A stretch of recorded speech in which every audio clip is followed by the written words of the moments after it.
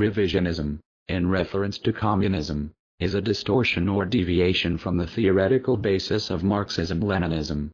In the broadest sense, it is a rejection of the correctness of scientific socialism, the dialectical materialist method, and the historical inevitability of the victory of proletarian socialism.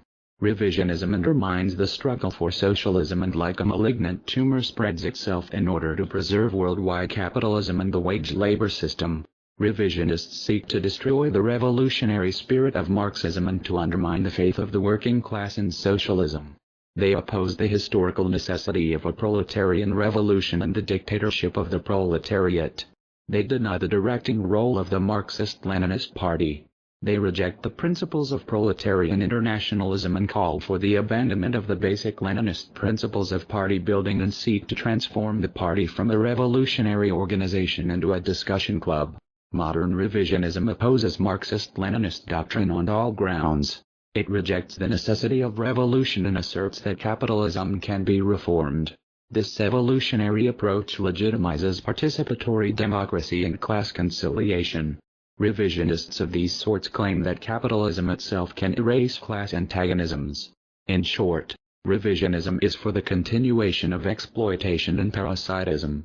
Revisionism comes in different forms.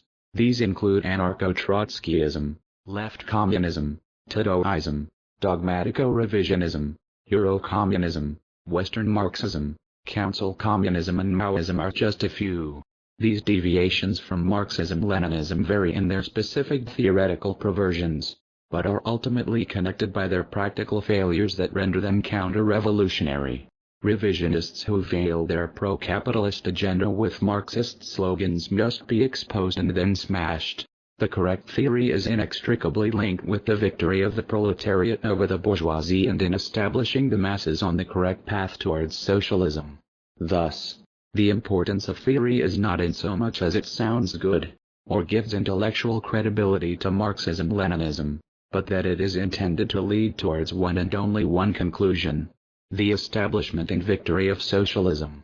Anti-revisionism understands that the line of thinking and application of Marx, Engels, Lenin, and Stalin is the fundamentally correct line.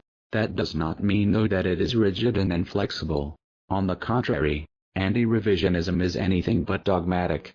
It understands that different conditions are unique and distinct to one's own society through the economic base and political, social and cultural infrastructure.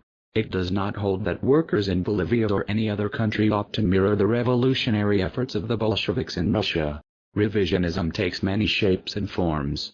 Sometimes it is explicit, as is the case of the Communist Party USA. Other times revisionism comes in the outward expression of genuine Marxism-Leninism, only to contain within it the seed of revisionist deviation. That is why the struggle against revisionism, along with the struggle against factionalism, sectarianism and opportunism, are of such great importance to the success of the international proletariat. Lenin himself issued a prophetic warning against the threat of revisionism and opportunism in the communist movement.